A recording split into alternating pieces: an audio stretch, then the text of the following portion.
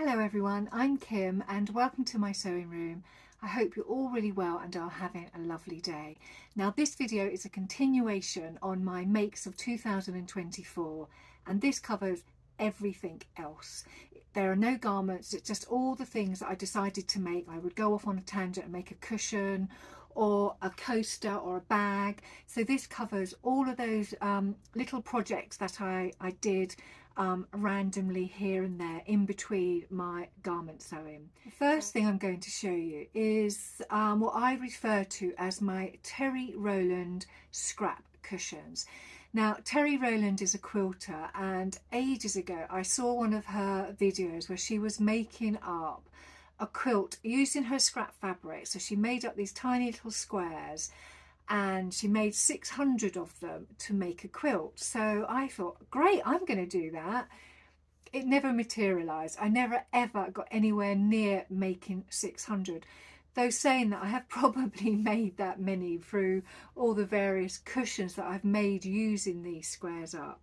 So basically the squares she made up were just, she would have 3 strips of fabric. One of them was cut in half and then she would insert a contrasting piece of fabric in the middle. So it was a great way of using up scrap. So I started making up these little squares and I cut them to 3.5 inches. Obviously, you know, when she showed these, she said you can cut them to any size you want. So I did mine at 3.5.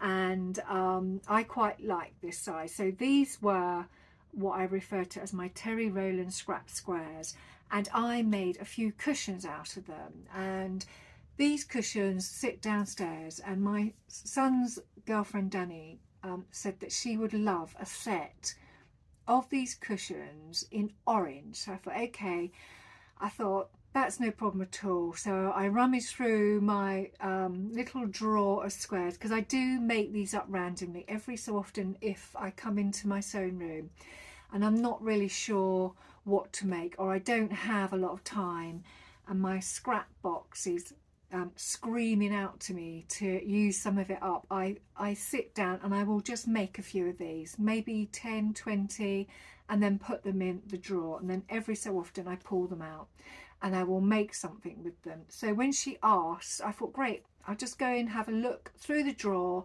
and see what I can find in orange. So these are the 2 cushions that I made up. So there's the first one. So you can see it has 4x4 of these little squares that have all been sewn together, and then I've just put an orange border around those with an orange back. So that's the first one, and that's the second one. So it's a real mix of different fabrics: tulip pink, calf facet, just anything that I have in my scrap box. So they made up a really nice selection of these little squares, and each of them has a bit of orange in. So to make them a little bit more finished, what I did was, I take the insert out. I decided that I would quilt them into some Soft and Stable by Annie, just to give them a little bit more softness and durability. So I placed the front of the cushion square onto some Soft and Stable, and I literally just stitched around the front, obviously catching this stabilizer, and it does make them very soft, and hopefully it will make them more durable over time. Now I've got them back because my son said that they had redecorated their bedroom, because this is what they were for. They had redecorated the bedroom, so it had gone from an orange duvet to a different colour, and therefore these cushions didn't fit in with their colour scheme. So I got them back, and I love them, so I will always find a home for them. I always find a home for my cushions. So those are my Terry Rowland scrap cushions. So I thought I'd stay with the Terry Rowland scrap squares because I think they are so versatile that I decided on a whim to make a bucket hat from them. So this is my really funky, fun bucket hat, and I love wearing this to craft fair. So when I go with my husband to a craft fair, and you know, they always wander off, and if he finds that he's struggling to find me, he just looks for my hat. So he knows nobody else is going to have a hat like this, so he can find me really, really easily in a crowd. And I just love this hat. And as well as all of the lovely bright colours on the outside, if I feel like I just want to tone it down a bit, then I'll just turn it out and wear it with this beautiful green fabric, which is a calf facet fabric, and I just have a bit of this funky colouring underneath, so it works both ways. This hat is a free pattern, and it's called oh God, who's it? Orange Betty. That's it. It's by Orange Betty, and it's just the summer bucket hat. Really, really nice hat. I've made a few of her hats, and it's worked really well with these squares. And a nice thing about these squares is because there are so many seams to these squares, I didn't need to use any interfacing on this hat, and it worked really well. So that's my Terry Rowland's scrap square hat. So last year I was making my pink corduroy tennis jacket, and I made a huge mistake by accidentally clipping into the sleeve with my overlooker, and it took a chunk of fabric out and ruined the sleeve. So I had to buy some more fabric, and thankfully I managed to get hold of some fabric and was then able to finish the jacket. But because I had to buy that additional fabric, I ended up with quite a lot of this pink corduroy fabric left. So first of all, I made a bucket hat with it. So I made this summer bucket hat by Madcap Hats. This one has been constructed differently, so it has a two-piece top which domes slightly. Then the band and the trim are one piece, so you have a one-piece band, one-piece trim, and it is stitched up at the back, so it's just one seam at the back. And the inside has been lined with some fabric that I had left over when I made a pair of pyjamas. I just thought went really well with the corduroy fabric. And it also, quite unique to this hat, it also has in the back, it has a section at the back where you put elastic into the lining, and what that elastic does is it pulls the back of the hat so it fits snugly onto the head, so it feels very secure when it's on. The only thing I didn't like about the hat was internally it had raw edges, and I didn't really want raw edges, so I constructed it slightly different so that I hid all of the raw edges. But apart from that, it has turned out to be a lovely hat, and it does go really well with my pink jacket. And I interfaced it with some firmer interfacing than I normally do, so it definitely looks more sturdy on the head, and I like it. I don't know whether I will make the brim a bit longer going forward, but it is a really, really nice hat. So staying with pink corduroy, I still had some of this fabric left, so I decided to make a little coat.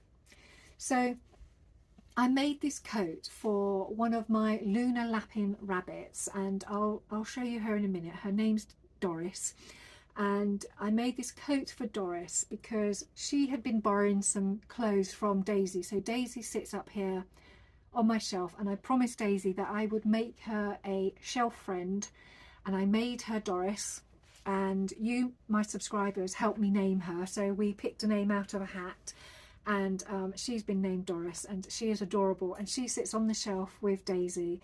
And for quite a while she was sitting up there in Daisy's clothes, so I decided I would treat her to a coat out of that beautiful corduroy fabric. So I've made the coat that came in the book that I made Doris out of, and it's all been overlocked and finished with binding with these tiny little buttons, and it goes beautifully. So I'm just going to put Doris into her coat so you can see her bit better. So this is Doris. So you can see Doris in her beautiful pink coat, which she adores, and she is adorable. She sits up and they natter away all day together, and I'm glad that Daisy now has a friend. And you might recognise this fabric here on her paws and her ears. This comes from the Marnie blouse and also the pair of pyjamas that I made my daughter. So that is Doris. She's a real sweetie. I love her. So the next thing I'm going to show you is a project bag. Now the project bag came about because my daughter does cross stitch, and she has various projects ongoing, and in each of the project bags she already has a project. So she was starting to work on a new project and said that she had looked at project bags, but they were quite expensive. So I thought, no, don't worry, I'll make you a project bag, because I have everything in my sewing room to make one up. And I like little challenges like that, because I hadn't made one of these before, and I watched a few videos on how to make project bags, and then I set about making my version.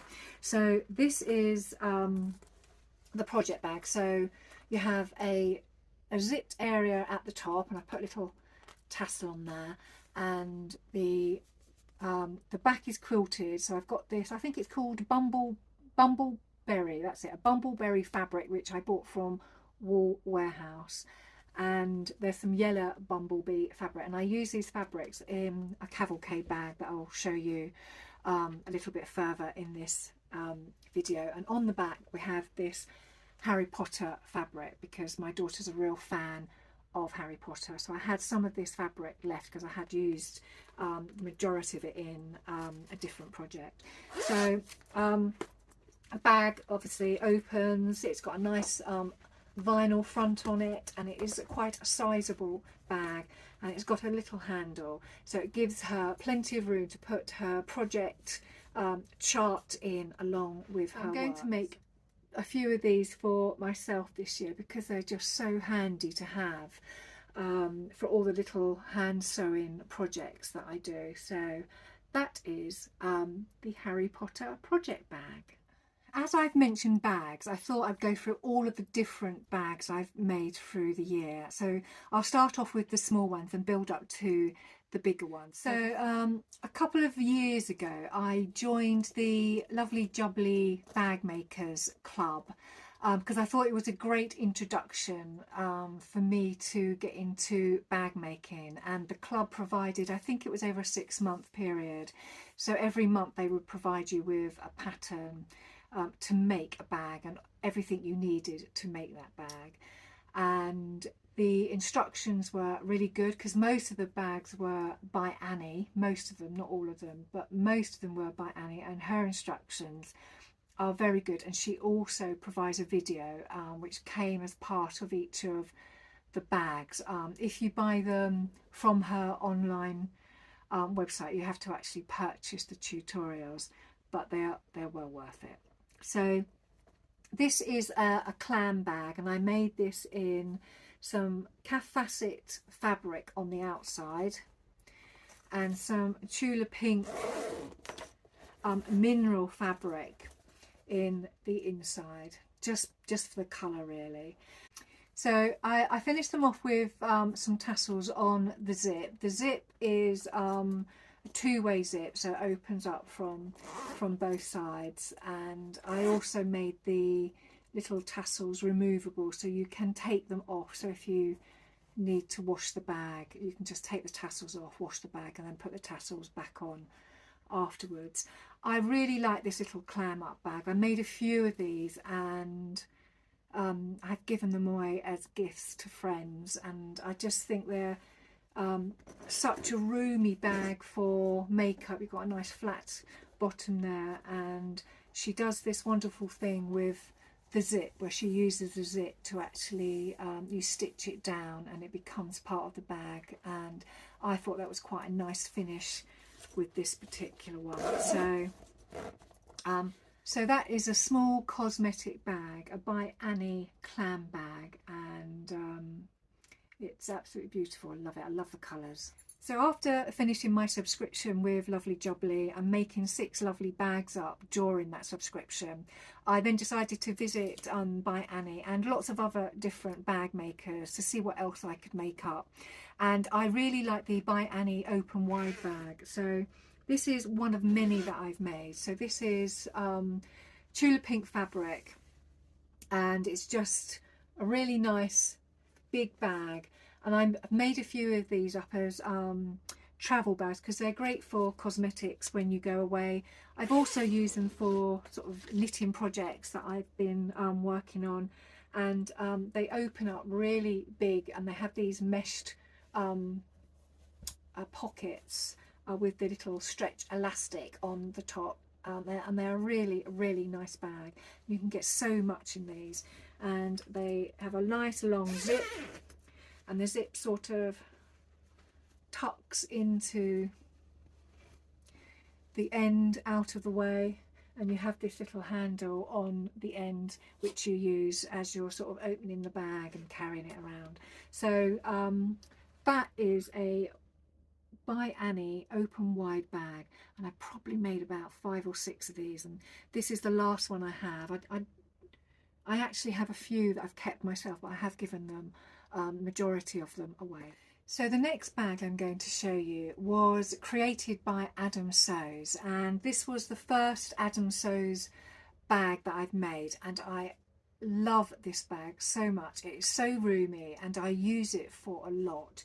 So this is his totally amazing bag, and I've used some tulip pink fabric really in honor of Adam, because he is absolutely mad about tulip pink. And though I love tulip pink and I do have a lot of her fabrics, I haven't got as many as Adam. I'm very envious of his stash, but I did decide to use this beautiful flamingo fabric, which I think is from the Tulip Pink Daydreamer range, and I was so desperate to get it made up. I used some webbing as the handles and didn't follow the full instructions that Adam gave, but I just had this in my stash, and I felt that it went really well with the colour of this fabric. And internally I had this beautiful purple, teal and pink fabric for the inside, and this is a Tim Holtz fabric. I can't remember what it's called, but it just goes so well with all of the different colours of this bag. And it has an internal pocket which I put some of the flamingo fabric in to line. It's also zipped, and all the inside is beautifully bound, so there are no raw edges, and the top is also bound as well.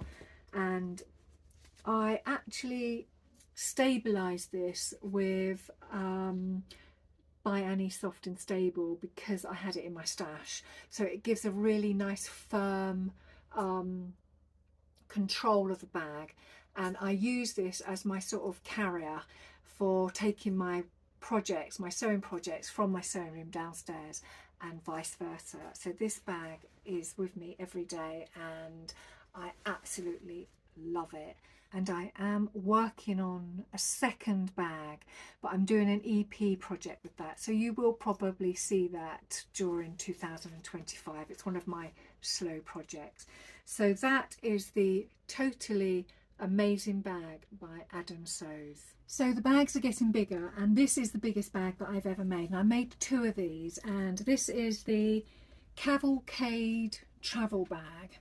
So you can see it's a bit of a beast, and I made this for my daughter because I got this beautiful Harry Potter fabric from Lovely Jubbly, and I made it for her as a surprise because I knew that she liked Harry Potter. And I've also accented it with some black bumbleberry and some yellow bumbleberry fabric, and just use that yellow throughout. So that's the outside. I've also used some studs along the handles to really secure them. They're not going to go anywhere. And it has on the back one of these travel sleeves that you can use when you take your bag to the airport. And internally I used some fabric, which I can't remember, I found this, but it's got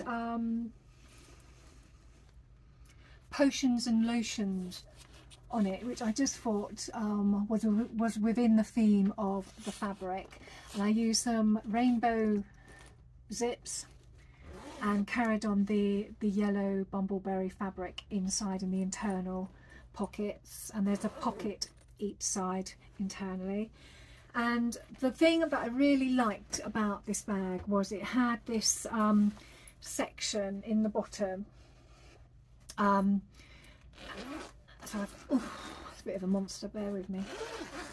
So this is a compartment which I thought would be really good for things like shoes. So I decided that what I would do would be to treat the fabric with Coat, so it made it water resistant, so that if dirty shoes were put in there or anything muddy was put in there, you could just wipe this compartment down with a damp cloth and it would keep it nice and clean. So my daughter does actually use that for, you know, her shoes and trainers when she goes away, and I just thought that was a really nice feature about this bag. It took a while to do all the Coat, but it was so worth it. And because I had the Coat out, I also Coated the bottom of the bag. It's got a bit wrinkly now, but that does keep it from getting too dirty because of it's on the floor a lot, even though it's got its feet on the bottom of the bag. So that's her Cavalcade bag, and it's by Sew Sweetness, and they actually do some beautiful bags. So I will visit them again, hopefully this year, to make more bags. But I did find this really difficult to put under my Bernina, and I did struggle a lot with it. It's very frustrating, but I think bag making is a completely unique technique, completely different from garment making, because you have to work with some really stiff stabilizers and, you know, get into tight corners. So this was a huge learning curve for me, and I really enjoyed it, and I would like to make one of these for myself. So you never know, this year I might get around to doing that. So that is the Sew Sweetness Cavalcade Travel Bag. So the next bag is a crossbody bag. Now I've been looking for a crossbody bag for quite a while, and I came across the Arsia Crossbody Bag, and I just thought it had everything that I wanted. So I thought it would be a great opportunity to just try it out and see how it felt. And I therefore decided to make it out of things that I already had in my stash.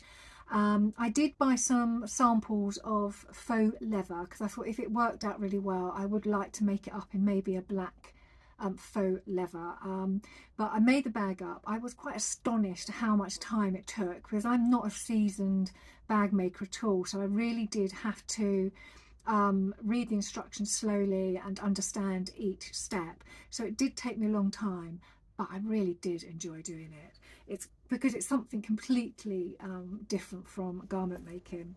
So this is my Arsia bag, and you can see already I've used some tulip pink fabric on the front and the back.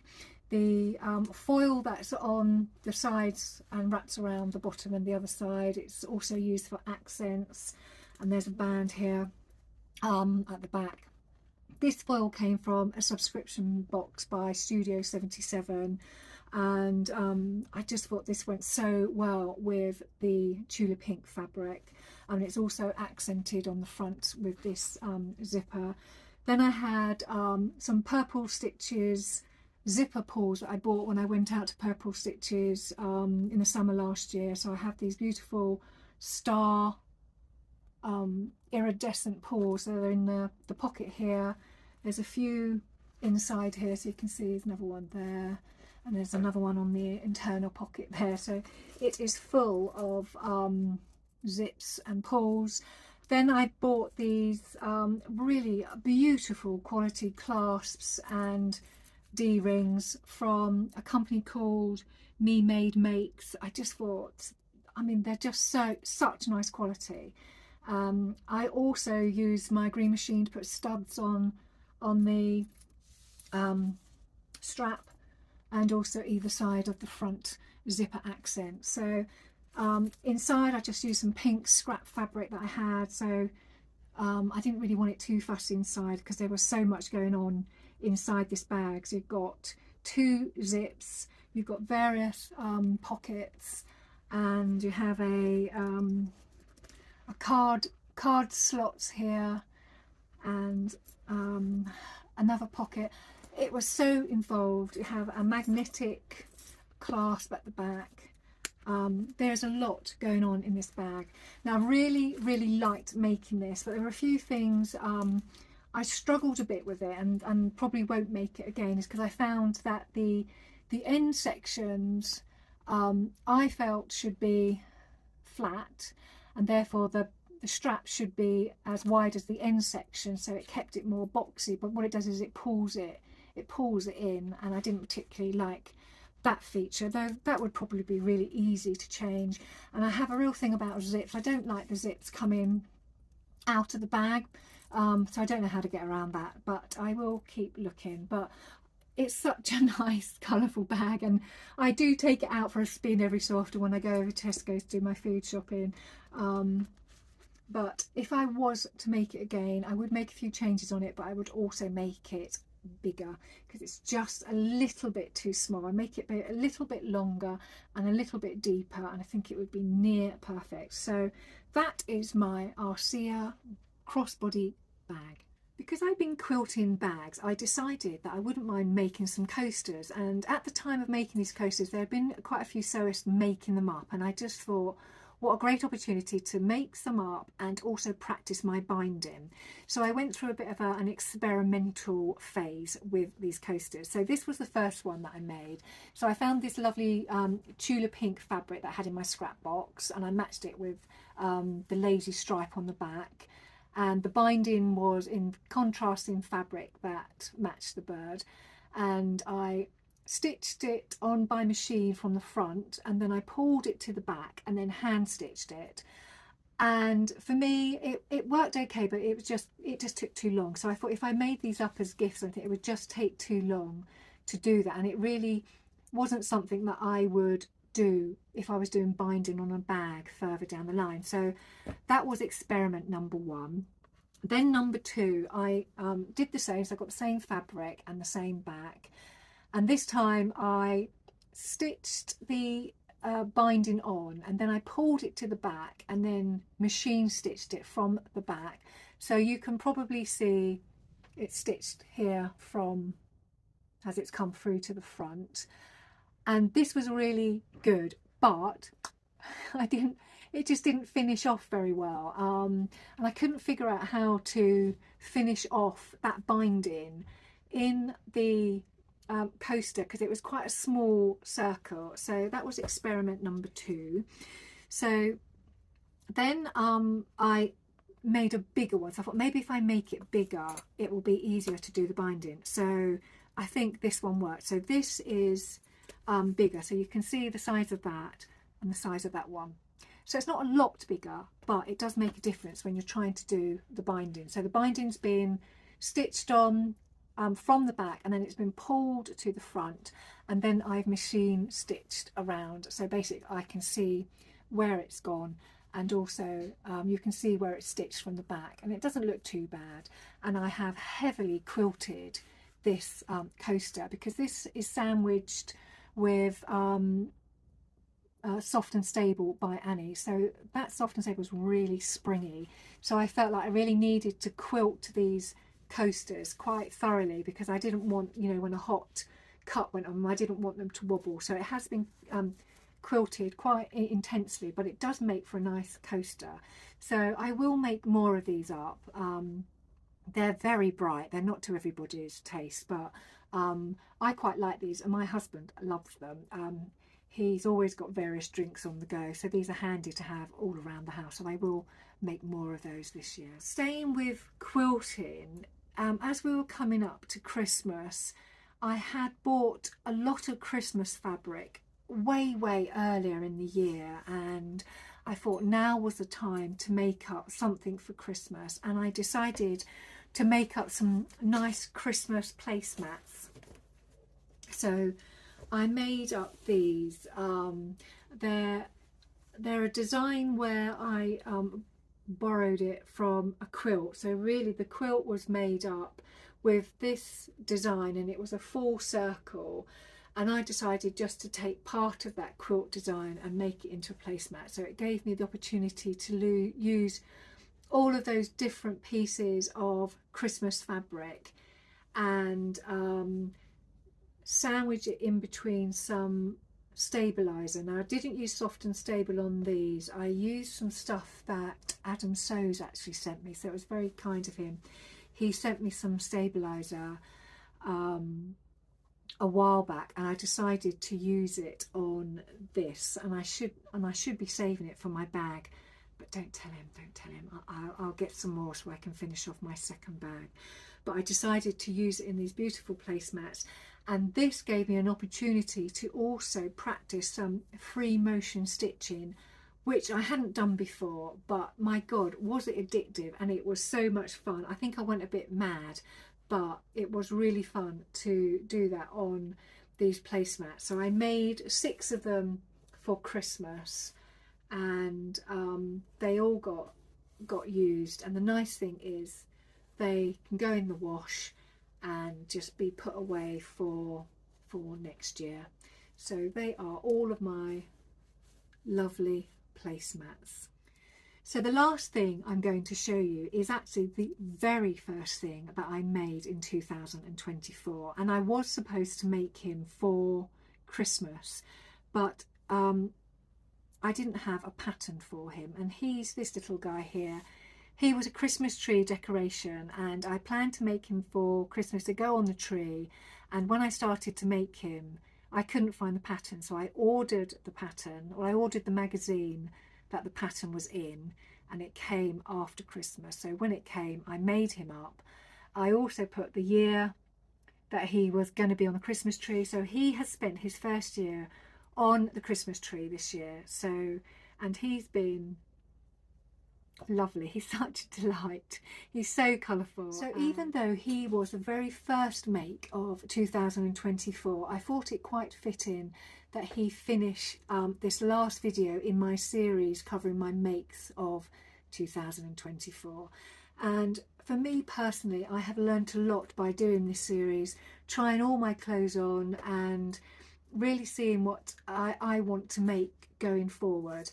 And I'm quite excited to get sewing and showing you all of my progress, and all of your comments have been wonderful. I've enjoyed reading every single one of them. So I hope you've enjoyed the content of this video, and if you have, give us a thumbs up, and if you aren't a subscriber, it would be lovely if you could subscribe, and I will see you all very soon. Take care. Bye.